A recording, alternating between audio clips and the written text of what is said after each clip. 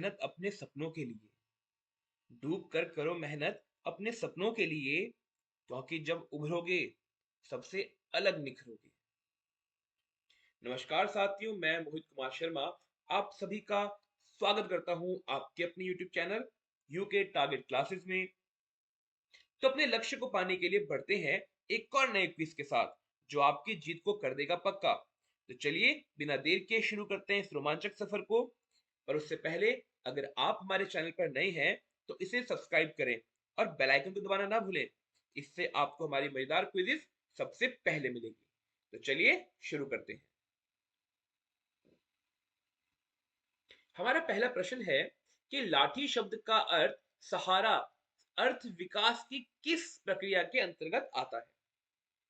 Option है अर्थोत्कर्ष, अर्थोत्कर्ष, मूर्तिकरण, अमूर्तिकरण। जो भी सही उत्तर है उसे कमेंट सेक्शन पे लिख दीजिए। लाठी शब्द का अर्थ सहारा के अर्थ में आपने देखा होगा, अंधे की लाठी यानी एकमात्र सहारा। तो इस तरीके से जब कभी आता है तो कौन सी प्रक्रिया के अंतर्गत आता है, जो भी सही उत्तर है उसे कमेंट सेक्शन पे लिख दीजिए। तो चलिए इसका सही उत्तर होगा ऑप्शन डी। आगे बढ़ते हैं। अगला प्रश्न है कि संविधान के किस अनुच्छेद के तहत हिंदी को संघ की राजभाषा घोषित किया गया। ऑप्शंस आपके सामने हैं। अनुच्छेद 340, अनुच्छेद 343, अनुच्छेद 342, अनुच्छेद 346। जो भी सही उत्तर है उसे कमेंट सेक्शन पे लिख दीजिए।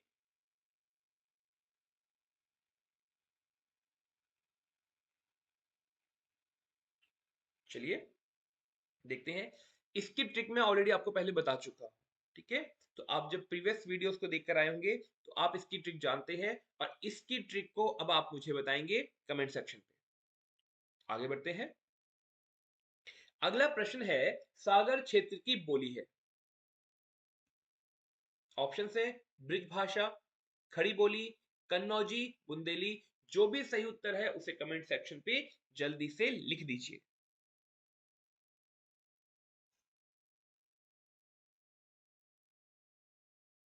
ठीक है, बहुत बढ़िया। अच्छा अब देखिएगा, इसकी ट्रिक देखते हैं। सागर किससे बनता है? सागर में क्या होता है? पानी। और पानी किससे बनता है? बूंद। जब बूंद बूंद मिलती है तो सागर बन जाता है। और यहाँ पे बूंद शब्द कहाँ आता है? बुंदेली में। तो सागर क्षेत्र की बोली क्या होगी? बुंदेली। अगला प्रश्न है कि रीति विज्ञान कृति के लेखक कौन है। ऑप्शंस आपके सामने है। Doctor Kishori Lal, doctor Dhirendra Verma, doctor Bholanath Tiwari, doctor Vidyanivas Mishra. तो जो भी सही उत्तर है उसे कमेंट सेक्शन पे लिख दीजिए।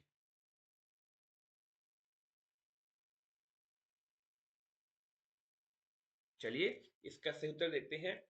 अब देखिए यहां पर क्या है, विज्ञान है। भाई विज्ञान जो है वो भाई वैज्ञानिक, आप विज्ञान हर जगह है, परंतु उसके बारे में बात कौन करता है? जो भाई विद्वान होता है, जानकार होता है। परंतु विज्ञान की भी रीति के बारे में बात कर रहा है। तो सोचो उसके पास कितनी विद्या होगी। जिसके पास विद्या होगी वही क्या करेगा? विज्ञान की रीति के बारे में बात करेगा। तो इसका सही उत्तर क्या हो जाएगा? बिल्कुल सही, विद्यानिवास मिश्र। यानी कि रीति विज्ञान कृति के लेखक कौन है? विद्यानिवास मिश्र। क्योंकि उनके पास क्या निवास करती है? विद्या निवास करती है, इसीलिए वो विज्ञान की रीति को बता पाए। अगला प्रश्न है बादाम शब्द हिंदी के किस रूप में प्रचलित है। ऑप्शंस आपके सामने है। तत्सम, तद्भव, विदेशी, देशज। जो भी सही अर्थ है उसे कमेंट सेक्शन पे जल्दी से लिख दीजिए। और इसके साथ मैं आपको बताना चलूं कि हमने अभी एक वीडियो अपलोड करी है जिसमें बताया गया है कि किस तरह से 90% बच्चे जो हैं वो पीजीडी के एग्जाम में फेल कर जाते हैं, क्या क्या उनके कारण है, उन कारण से बचने के लिए क्या क्या तरीके हम अपनाने वाले हैं, वो सब कुछ उस वीडियो में दिया हुआ है। इस वीडियो के एंड में आपको उस वीडियो का लिंक मिलेगा। तो जल्दी से जाइए इस वीडियो को पूरा करने के बाद और जाकर समझिए कि क्या क्या कमियां हैं, क्या क्या समस्याएं हैं जिनकी तरफ आपको ध्यान देना है और क्या क्या आपको नहीं करना है। चलिए इसका उत्तर देखते हैं। इसका उत्तर होगा विदेशी भाषा। अब देखते हैं जो बादाम शब्द जो है विदेशी भाषा से जुड़ा हुआ है, तो किस भाषा में यह आता है? तो इसका होगा फारसी। तो बादाम शब्द जो है वो फारसी का एक शब्द है। चलिए आगे बढ़ते हैं। अगला प्रश्न है, भारत सरकार के शिक्षा मंत्रालय के अधीन वैज्ञानिक और तकनीकी शब्दावली आयोग की स्थापना किस सन में हुई? ऑप्शंस आपके सामने है। 1960, 1961, 1962, 1963। जल्दी से सही उत्तर को कमेंट सेक्शन पे लिख दीजिए।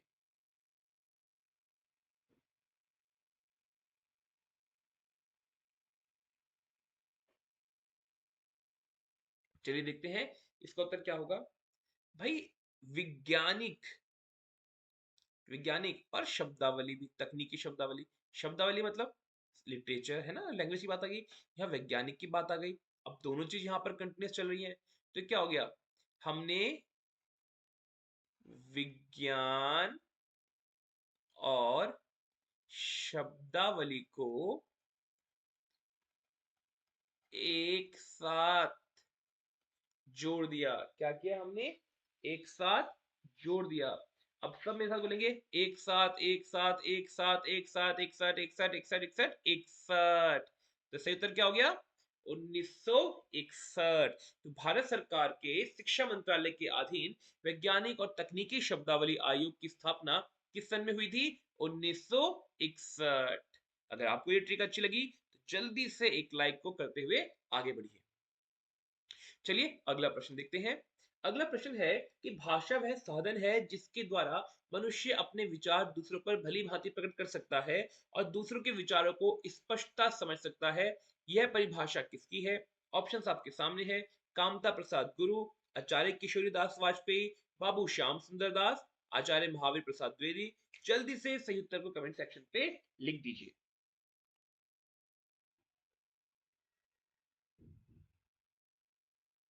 चलिए देखते हैं। अच्छा भाई, जो व्यक्ति अब विचार जो है, विचार दूसरों पर भली भांति प्रकट कर सकता है। याद रखना, एक व्यक्ति है जो अपने विचार दूसरों पर भली भांति प्रकट कर सकता है। कौन कर सकता है? अरे भाई, गुरु। गुरु ही तो करता है ना। गुरु जब अपने विचारों को अच्छे से बताता है, तभी तो शिक्षक जो विद्यार्थी है वो सीखता है। ठीक है, तभी तो विद्यार्थी शिक्षित होता है। तो गुरु ही है जो विचार, अपने विचारों को दूसरों पर भली भांति प्रकट कर सकता है। इसका उत्तर क्या हो गया? कामता प्रसाद गुरु। एक तरीका इसका और भी है, क्योंकि ये जो बात कही गई है ये भाषा से जुड़ी हुई भाषा है, व्याकरण से जुड़ी हुई भाषा है, इसलिए कामता प्रसाद गुरु इसमें हो सकता है, क्योंकि कामता प्रसाद गुरु जो है वो बहुत जाने माने क्या है, वैयाकरणिक है। चलिए आगे बढ़ते हैं। अगला प्रश्न है कि संरचनात्मक भाषा विज्ञान के जनक कौन है? ऑप्शंस आपके सामने है। Baburam Saxena, George Grierson, Leonard Bloomfield, A B Keith. जो भी आपको सही लगता है उसे कमेंट सेक्शन पे लिख दीजिए और इसकी ट्रिक हम बताते हैं अभी आपको।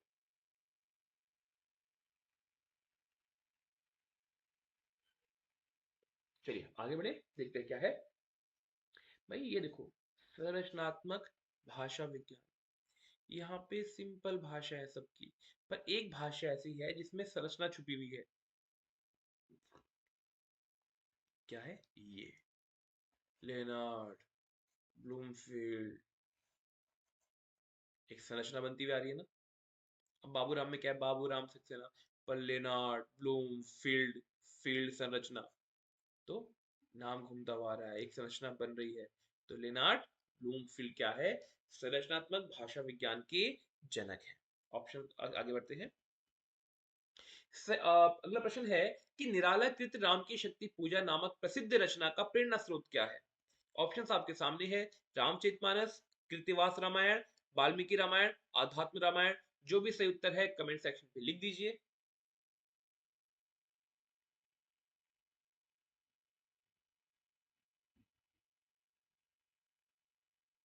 चलिए इसका सही उत्तर देखते हैं। अब देखिए, यहाँ पर देखने वाली बात यह है कि राम की शक्ति पूजा किसकी है? निराला की है ना, सूर्यकांत त्रिपाठी निराला की है। पहले तो आपको याद रखना है, अगर आपके पास निराला ना भी आए, परीक्षाओं में आ जाए कि राम की शक्ति पूजा किसकी कृति है, तो भाई राम की शक्ति पूजा कैसी है रचना है ये बड़ी ही निराली कृति है, क्योंकि ये किसकी है? सूर्यकांत त्रिपाठी निराला की है। अब निराला जी कैसी कृतियां करते हैं? निराला जी क्या करते हैं? कृति करते हैं। क्या करते हैं? कृति करते हैं, कृतियों में बसते हैं। तो सही उत्तर क्या हो जाएगा?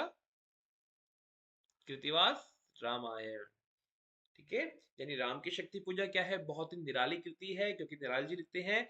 और क्या है, जहां भी निराली कृतियां होंगी वहां पे किसका वास होगा, निराली जी का वास होगा, तो कृतिवास रामायण। चलिए आगे बढ़ते हैं। अगला प्रश्न है कि सुमित्रानंदन पंत को उनकी किस कृति पर ज्ञानपीठ पुरस्कार मिला था, इसे आप मोस्ट में लिख दीजिए, परीक्षाओं में पूछा गया है।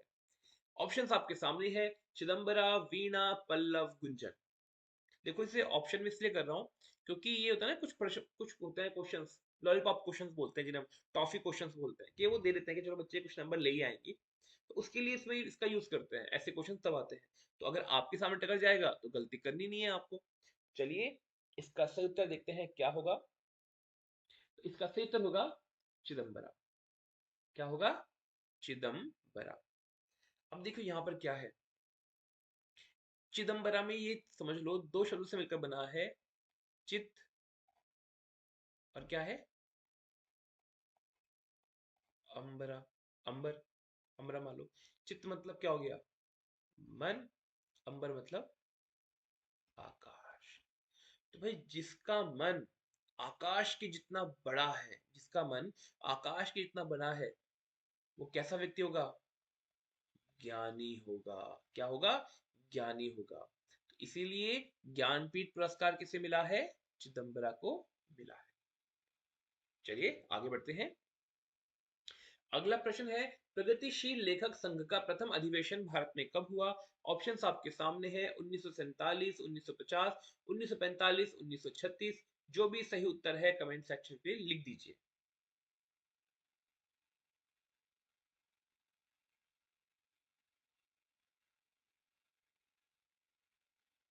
चलिए देखते हैं सही उत्तर क्या है।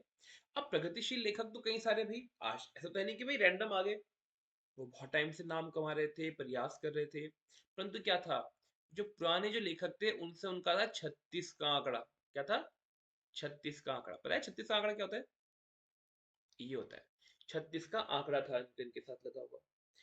तो उन्होंने कहा ठीक है भाई, हम पहला अधिवेशन करेंगे इनसे अलग होके हैं।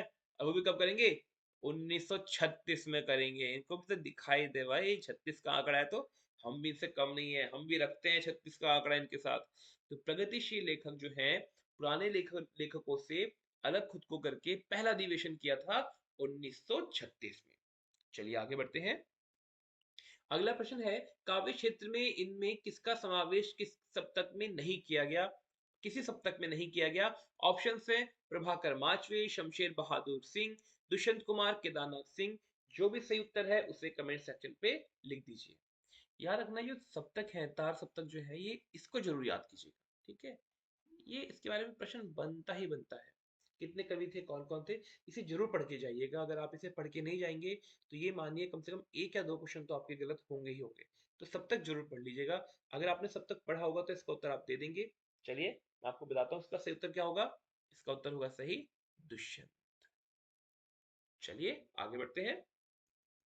अगला प्रश्न है कि इनमें भारतीय नव जागरण का अग्रदूत कवि कौन रहा है। ऑप्शंस हैं, राष्ट्रकवि मैथिली शरण गुप्त, राष्ट्रकवि रामधारी सिंह दिनकर, भारतेंदु हरिश्चंद्र, आचार्य नाथूराम शर्मा शंकर। जो भी सही उत्तर है उसे कमेंट सेक्शन पे लिख दीजिए।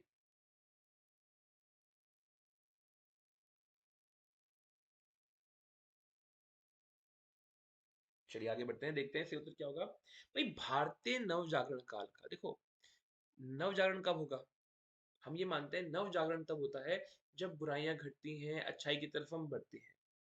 तो भारत का नव जागरण कब हुआ, याद करने का तरीका, जब हरिश्चंद्र आए थे, राजा हरिश्चंद्र सच्चाई की ओर हम सबको लेकर चले गए। तो भारतेंदु यानी कि भारत, हरिश्चंद्र मतलब सच्चाई की ओर ले जाने वाले। तो नव जागरण कब हुआ, भारतेंदु हरिश्चंद्र के टाइम पे। एक तरीका और भी है कि हरिश्चंद्र जो थे ना, इन्होंने जब प्ले लिखने शुरू करे, नाटक लिखने शुरू करे, तो ये नई नई तरह की चीजें लेकर आए। इन्होंने क्या किया, लोगों ने जागरूक किया। तो इसलिए भारतेंदु हरिश्चंद्र को इसका अग्रदूत कवि कहा जाता है। दोनों में से जो भी ट्रिक आपको अच्छी लगती है आप उसको अपने काम में यूज कर सकते हैं। आगे बढ़ते हैं। अगला प्रश्न है कि शैल निर्झर ना बना हतभाग्य, गल नहीं सका जो कि हिमखंड, दौड़कर मिला ना जल निधि अंक, आह वैसा ही पाषाण। ये पंक्तियां किस कवि की हैं? ऑप्शंस आपके सामने हैं। सुमित्रा नंदन पंत, जयशंकर प्रसाद, सूर्यकांत त्रिपाठी निराला, महादेवी वर्मा। जो भी सही उत्तर है उसे कमेंट सेक्शन पे लिख दीजिए।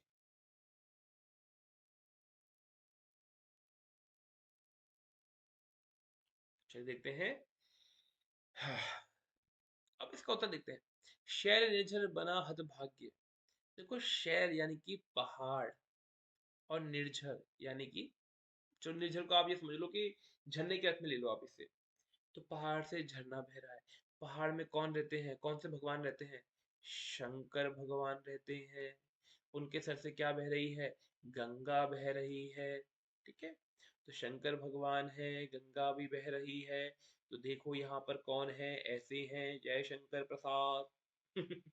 ठीक है, तो इसका सही उत्तर होगा जयशंकर प्रसाद, यानी कि ऑप्शन बी।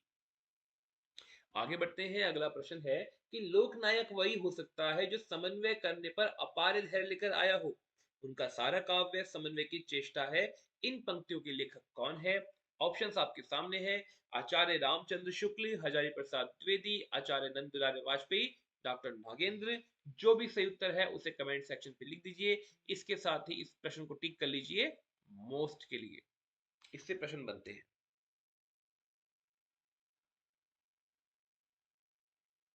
ठीक है, अब देखो यहाँ पर एक बात है कि भाई, अपार धैर्य है, धैर्य है, पेशेंस है। ठीक है, क्या है? धैर्य है, पेशेंस है, और विराट चेष्टा है, बहुत बड़ी क्या है? चेष्टा है। समझे? भाई धैर्य किसके पास होगा? जिसके पास खाने को ना हो उसके पास धैर्य होगा? नहीं होगा भाई। हाँ, जिसके पास 1,000 रुपए होंगे उसके पास जरूर धैर्य होगा। और जिसके पास 1,000 रुपए होंगे वो बड़ी चेष्टा करेगा, बड़ा बिजनेस खड़ा करने की। तो क्या सही उत्तर होगा? बिल्कुल सही समझ रहे हैं आप, हजारी प्रसाद द्विवेदी, ऑप्शन बी। चलिए आगे बढ़ते हैं। अगला प्रश्न है कि केदारनाथ अग्रवाल की प्रसिद्ध कविताएं माझी ना बजाओ वंशी और वसंती हवा किस काव्य संकलन में संग्रहित हैं? ऑप्शंस आपके सामने हैं। युग की गंगा, गुल मेहंदी, फूल नहीं रंग बोलते हैं, नींद के बादल। देखो अब यहाँ पे समझना, अगर परीक्षाओं में आपके पास आ जाता है, एक ट्रिक हम और लेके चलते हैं, इससे हम 3 क्वेश्चन सॉल्व करेंगे। माझी ना बजाओ वंशी। भाई अगर केदारनाथ अग्रवाल का नाम नहीं आता और पूछ ले कि माझी ना बजाओ वंशी किसकी कृति है, किसकी रचना है, किसकी कविता है, तो आप कैसे गैस करेंगे? यहाँ कह रहे हैं कि माझी ना बजाओ बंसी। अब देखो भाई, वंशी तो भगवान कृष्ण की द्योतक है, कृष्ण जी से क्या है, जुड़ी हुई है। और माझी मतलब नाव चलाने वाला। अब नाव चलाने वाला क्या हुआ, कहाँ गया? केदारनाथ चले गया, और वहां जाके वंशी बजा रहा है। तो एक आदमी रोक रहा है कि भाई ऐसा है माझी भैया, वंशी को मत बजाओ, क्योंकि ये स्थान है भगवान शिव का, यहाँ डमरू बजता है। और यहाँ कोई नदी नहीं है ऐसी जहाँ पे तुम क्या कर रहे हो, वंशी बजाते हुए आगे निकल रहे हो। इसलिए माझी भैया वंशी ना बजाओ, क्योंकि तुम कहाँ पर हो? केदारनाथ में हो। तो वंशी ना बजाओ, माझी ना बजाओ वंशी, इसके लिए कवि कवि कौन हो गए? केदारनाथ अग्रवाल। ऐसे ही वसंती हवा। अच्छा, जो भी आप में से केदारनाथ गए होंगे आपको पता होगा वहाँ हवा बहुत तेज चलती है शाम के टाइम पे, शाम और सुबह। तो वसंती हवा, हवा चल रही है, और कैसी है? बसंत की तरह हवा चल रही है, तेज हवा चल रही है, बहुत तेज हवा चल रही है। तो कहाँ चलती है ऐसी तेज हवा? केदारनाथ में, क्योंकि वो बहुत ऊंचाई पे है। तो ये तो याद हो गया इसके कवि को याद करने, माफ, हाँ, कवि को याद करने का एक ट्रिक हो गई। अब देखते हैं कि भाई किस काव्य संकलन में है, किस काव्य संकलन में है। तो ये काव्य संकलन है फूल नहीं रंग बोलते हैं, फूल नहीं रंग बोलते हैं। ठीक है, कोई डाउट? तो चलिए आगे बढ़ते हैं। अगला प्रश्न है कि आध्यात्म रामायण का खली बोली में रूपांतरण फोर्ट विलियम कॉलेज से संबंध किस रचनाकार ने किया? ऑप्शन है सदा सुखलाल, इंशा अल्लाह खां, लल्लू लाल सदलमिश। जो भी सही उत्तर है उसे कमेंट सेक्शन पे जल्दी से लिख दीजिए।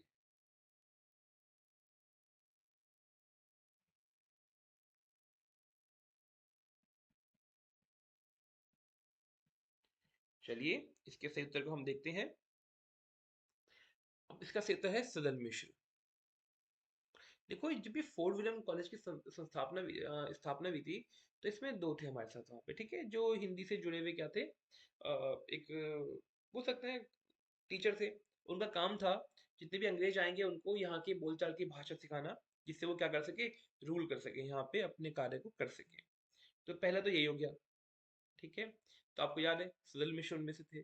बाकी अगर डाउट हो तो उसे याद करने का तरीका ये है कि भाई सदल मिश्र को क्यों चुना गया, क्यों चुना गया सदल मिश्र, क्योंकि भाई फोर्ट विलियम कॉलेज से संबंध था। अब देखो यहाँ पर समझने वाली बात क्या है, जो सदल मिश्र हैं इनका संबंध था किसी दल के साथ, और वो दल किसका क्या करता था, सपोर्ट करता था, किस, अंग्रेजों का, अंग्रेजी हुकूमत का। तो सदल, तो जो जो जो दल अंग्रेजी हुकूमत के साथ है उसी के मेंबर कौन थे, सदल मिश्र। इसलिए उन्होंने क्या किया, सबको छोड़ छाड़ के उनको ही उसमें कार्य दे दिया करने के लिए। चलिए आगे बढ़ते हैं। अगला प्रश्न है कि शहर अब भी संभावना है किस कवि की रचना है। ऑप्शन है दुष्यंत कुमार, वीरेंद्र कुमार जैन, अशोक वाजपेयी और कुंवर नारायण। सही उत्तर जो भी है उसे कमेंट सेक्शन पे लिख दीजिए, इंपॉर्टेंट भी लेके चलिएगा।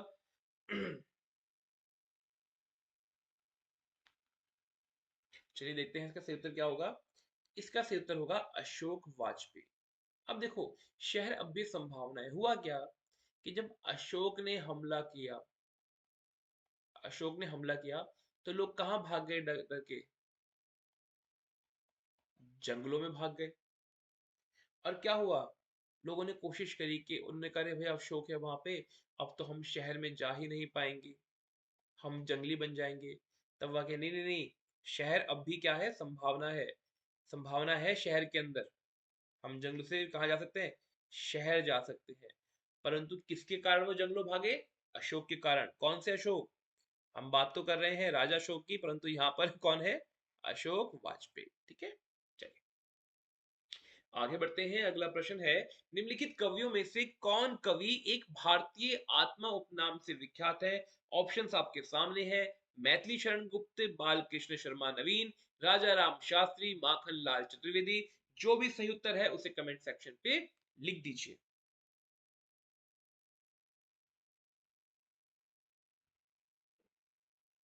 चलिए देखते हैं सही उत्तर क्या है। भाई भारतीय आत्मा, तो हम जब भी बात करते हैं भारत की, एक चीज जो हमेशा आता है, क्या आती है, हमारे वेद। वेद से क्या है, सनातन धर्म निकला है, भारत की जो रूट्स हैं वो वेदों से जुड़ी हुई हैं, सब वेद है। तो भारतीय आत्मा क्या मान लिया, वेद मान लिया। और वो एक वेद नहीं है, चार वेद हैं, तो चतुर्वेदी हो गए। इसके साथ ही एक और चीज, कैसे चतुर्वेदी हैं, भाई मक्खन, विदेशों में मक्खन ज्यादा नहीं चलता, भारतीय जो है हर जगह मक्खन डालते हैं। और गलती से किसी फूड पर्सन के पास कोई फूड ब्लॉगर पहुंच गया ठेले के पास, फिर तो आपको पता है जो मक्खन का, मक्खन डालने का जो तांडव रचता है, आहा, उनका बस चले वो पानी में भी मक्खन मिला दे। क्यों, क्योंकि वो मानते हैं कि भारत की आत्मा किसमें बसती है, मक्खन में बसती है। तो भारत की आत्मा क्या है, दो चीजों में बसती है, एक तो मक्खन में और चारों वेदों में। तो यहाँ पे कौन कवि है जो भारत की आत्मा उपनाम से विख्यात है, माखन लाल चतुर्वेदी। और मैं बड़े गर्व से कह सकता हूँ कि इनके जो पर पोते हैं मैं उनको पढ़ा चुका हूँ। और मैं इनकी पर्सनली मैं इनके घर भी होके आया हूँ, क्योंकि जो हाथ की लिखी हुई जो रचनाएं हैं उनको मैंने देखा है, तो मेरे लिए सौभाग्य की बात है उनकी रचनाओं को देख पाना। चलिए आगे बढ़ते हैं। अगला प्रश्न है कि खड़ी बोली कहाँ बोली जाती है। ऑप्शंस आपके सामने हैं, झांसी, कानपुर, मेरठ, अलीगढ़। जो भी सही उत्तर है उसे कमेंट सेक्शन पे लिख दीजिए। वैसे ही बड़ी फेमस जगह है। अच्छा, आप में से जितने ही बच्चे जो हैं वो स्टैंड अप कॉमेडी देखते हैं, ठीक है, और खासकर जो है बस्सी को देखते हैं, वो जल्दी से कमेंट सेक्शन पे बस्सी जरूर लिख दीजिए। और हो सके तो बस्सी को टैग भी कर देना। अब देखो, देखते हैं यहाँ पर क्या चल रहा है। भाई बस्सी का नाम सुनते आप समझ गए होंगे कि क्या है, सही उत्तर है। पर चलो मैं बता देता हूँ आपको, मेरठ। अब देखिए मेरठ क्यों, क्योंकि मेरठ जो है वहां पर अगर कोई आराम से बैठा हुआ है ना, कोई इसे छेड़ेगा और वो छेड़ते ही खड़ा होकर लड़ना शुरू कर देगा, "अबे, ज्यादा ज्यादा बात कर रहा है, यही हिंदू का ही हो, बताओ तो, हाँ? चला बता, अरे मार मार टाँटड़ी पे सुझा दूंगा मार मार के। तो ये क्या है, भाषा चलती है? ये कैसी भाषा है? ये तो थोड़ी रफ भाषा है, परंतु ये यूपी की भाषा है, मेरठ की भाषा है, और खड़ी बोली में ही काउंट होती है। परंतु याद रखना, ये जो मैंने आपको बताया, ये एक फनी वे था याद करने का। खड़ी बोली प्रॉपर ये नहीं होती, खड़ी बोली थोड़ी दूसरी होती है। पर हाँ, मेरठ की तरफ इस भाषा को बोला जाता है। याद करने का तरीका ये है कि खड़े होके लोग कहाँ पर बात करते हैं? मेरठ में। क्योंकि वो तैयार रहते हैं पीटने के लिए, कि बस खड़े हो गए अब पीटना है ऐसे। तो बस याद रखना। और जितने भी आप में से विद्यार्थी मेरठ के हैं, जल्दी से अपने शहर का नाम यहाँ पर जरूर लिख दें। आगे बढ़ते हैं। अगला प्रश्न है कि नागरी लिपि का विकास किस लिपि में हुआ है? ऑप्शंस आपके सामने हैं। खरोष्टी, ब्राह्मी, नागलिपि, हिब्रू। जो भी सही हो उसे कमेंट सेक्शन पे लिख दीजिए।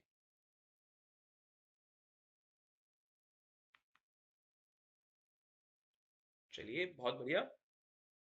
अब इसको याद करने का तरीका ये है, जैसे अगर हम पहाड़ों की बात करें, उत्तराखंड की बात करें, तो उत्तराखंड में हमारे कई सारे देव हैं, है ना, जो सनातन धर्म के तो हैं, परंतु हमारे लोकल देवता हैं, वो बहुत छोटे देवता हैं, गांव देहात में उन्हें पूजते हैं। अगर मैं उनको नगर में आके पूजना शुरू करूं तो लोग जानते भी नहीं है। ठीक है? ऐसे ही आप जिस जिस स्थान से होंगे, वहां वहां पर हमारे छोटे छोटे देव होते हैं। छोटे मतलब उनका औदा बहुत बड़ा है, परंतु वो एक छोटे स्थान में पूज्य होते हैं। जैसे अगर हम बात करें, खेड़ा पूजन करते हैं। अब खेड़ा, आप नगर में आके बोलो खेड़ा पूजन, उनको समझ में नहीं आएगा, है ना। तो ऐसी कई सारी चीजें रहती है। हमारे यहाँ पहाड़ में कहते हैं ठा पूजना। अब ठा में क्या है यही नहीं पता, नगर में आके आप बोलोगे तो समझ में नहीं आएगा किसी को। पर हाँ, नगर में बोलो जी ब्रह्मा की पूजा करने जा रहे हैं, तो सब जानते हैं। क्योंकि नगर में ब्रह्मदेव या ब्रह्मा को हर कोई जानता है, वो उनकी वहां पूजा की जाती है। तो नागरी लिपि का विकास किस लिपि में हुआ? ब्राह्मी लिपि में। चलिए आगे बढ़ते हैं। अगला प्रश्न है, बी ध्वनि का उच्चारण स्थान क्या है? ऑप्शंस आपके सामने हैं। दंत्य, ओष्ठ्य, मूर्धन्य, कंठ। जो भी सही उत्तर है कमेंट सेक्शन पे लिख दीजिए जल्दी से।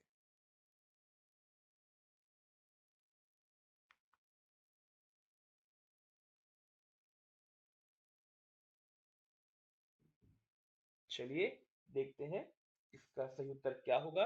इसका सही उत्तर होगा बी, ओष्ठ। आगे बढ़ते हैं। अगला प्रश्न है, दक्षिण भारत हिंदी प्रचार सभा का मुख्यालय कहाँ है? ऑप्शंस आपके सामने है। वर्धा, बंगलौर, हैदराबाद, मद्रास। जो भी सही उत्तर है उसे कमेंट सेक्शन पे लिख दीजिए।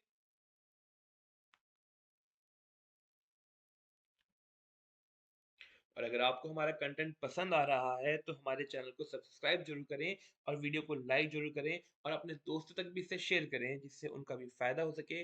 दोस्त वही है जो दोस्त के काम आता है। तो आप एक अच्छे दोस्त बनिए और इसे अपने मित्रों के साथ शेयर कीजिए। चलिए देखते हैं। हिंदी जो है, हिंदी को हम कैसी भाषा मानते हैं? मातृभाषा, इंग्लिश में कहते हैं मदर लैंग्वेज।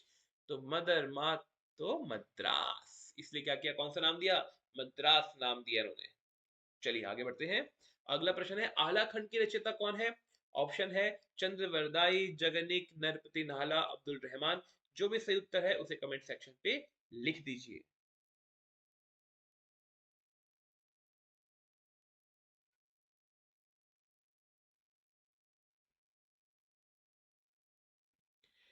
चलिए, अब आला खंड को याद करने का तरीका, भाई यहाँ पे थोड़ा सा हमें देखना पड़ेगा। ठीक है? एक खंड मतलब एक टुकड़ा है। ठीक है, एक खंड एक टुकड़ा है, और उसको तोड़ने का बहुत प्रयास कर रहे हैं, और वो टूट नहीं पा रहा। रात भर जागकर उस खंड को तोड़ रहे हैं उसे। मान लो ये क्या है, एक पत्थर है, तोड़ रहे हैं, तोड़ रहे हैं, तोड़ रहे हैं, तोड़ रहे हैं, रात निकाल दी हमने। और जब कुछ नहीं हो पाया तो पता चला, अरे हम तो गलत तरीके से तोड़ रहे थे। तो क्या बोलेंगे? अला, अला, ये खंड तो हम तोड़ ही नहीं पाए रात भर, क्योंकि हम गलत तरीके से तोड़ रहे थे। ऊपर से रात भर जाग कर हमने तोड़ा है। तो खंड को तोड़ने के लिए रात भर जागा व्यक्ति, तो जगनिक। आगे बढ़ते हैं। अगला प्रश्न है, इनमें से कौन आलवार महिला संत है?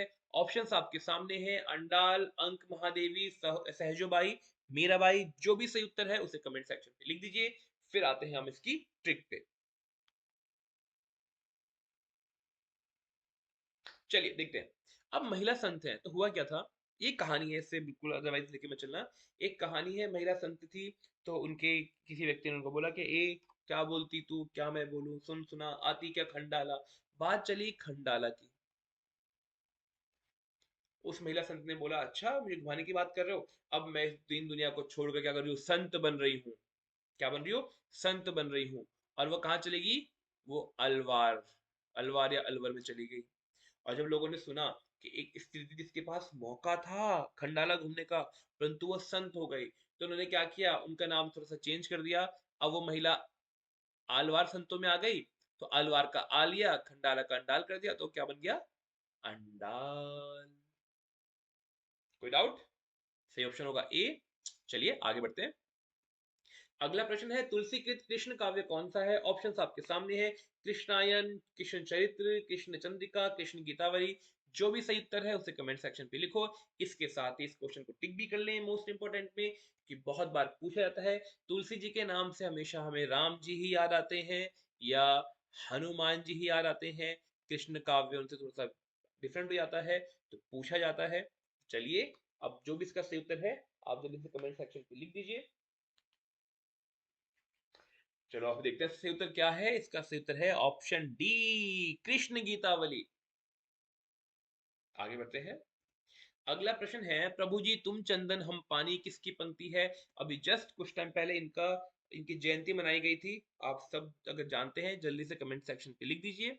ऑप्शंस मैं आपको बता रहा हूँ, संत दादू दयाल, संत रैदास, संत पीपा, संत मलूकदास। उत्तर को कमेंट सेक्शन पे लिखिए। चलिए देखते हैं, सही उत्तर है ऑप्शन बी, रैदास। आगे बढ़ते हैं। अगला प्रश्न है, इनमें से कौन रीतिबद्ध कवि नहीं है? याद रखना, नहीं है। ऑप्शंस आपके सामने हैं, मतीराम, केशवदास, घनानंद, चिंतामणि। जो भी सही उत्तर है कमेंट सेक्शन पे लिख दीजिए।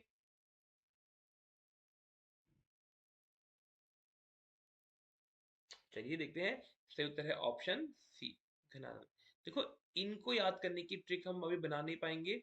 इनको याद करने के लिए आपको रीतिबद्ध कई सारे कवि होंगे, है ना, रीति सिद्ध होंगे, उनकी अलग अलग सी ट्रिक बनाई जाएगी, तो ही आप उसे क्लियर कर पाएंगे। इस तरह से बनाना उतना फायदेमंद होता नहीं है।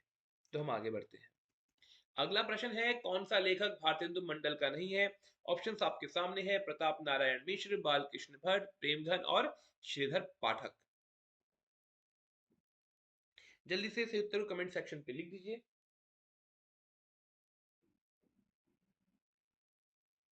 चलिए देखते हैं, सही उत्तर है श्रीधर पाठक। और आगे बढ़ते हैं कि इनमें से कौन सा नाम सही नहीं है? ऑप्शन है, पहला तार सप्तक, दूसरा तार सप्तक, तीसरा तार सप्तक, चौथा तार सप्तक। ये जो क्वेश्चन है ये थोड़ा सा गलत बन गया है। इसका उत्तर ऑप्शंस जो है यहाँ पे है नहीं। मैं आपको ओरली बता देता हूँ, तो आप एक बार से चेक कर लीजिएगा। ऑप्शंस आपके सामने हैं, प्रताप नारायण मिश्र, प्रताप नारायण, माफ कीजिएगा यहाँ पे, सॉरी,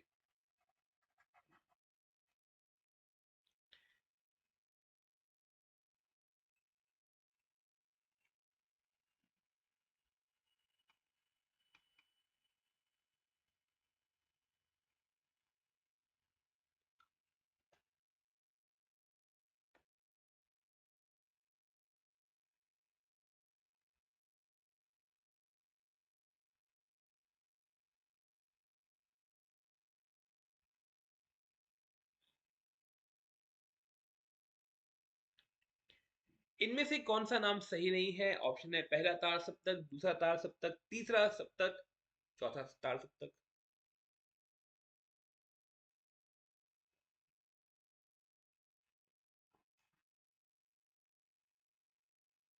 चलिए, सही उत्तर है चौथा तार सप्तक। तो अगर आपको हमारी वीडियो अच्छी लग रही है, आपको हमारी मेहनत अच्छी लग रही है, तो अगर आप इस चैनल पे नए हैं, जल्दी से सब्सक्राइब कीजिए, बेल आइकन को दबाइए, वीडियो को लाइक कीजिए, अपने दोस्तों से शेयर कीजिए। और फिर से मैं आपको एक बार बताता चलूं कि हमने एक वीडियो को अपलोड किया है, जस्ट कल ही अपलोड किया है, जिसमें बताया गया है कि किस तरह से 90% जो बच्चे हैं वो उत्तराखंड पीजीटी में रह जाते हैं, क्या क्या उनसे गलतियां होती हैं, क्या क्या गलतियां हमें नहीं करनी और किस तरह से कम टाइम पे पढ़ना है।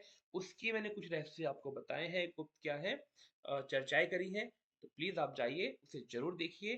मुझे आशा नहीं, पूरा विश्वास है कि आपके लिए वो बहुत लाभकारी सिद्ध होगा। तो चलिए, मिलते हैं आपसे अगली वीडियो में।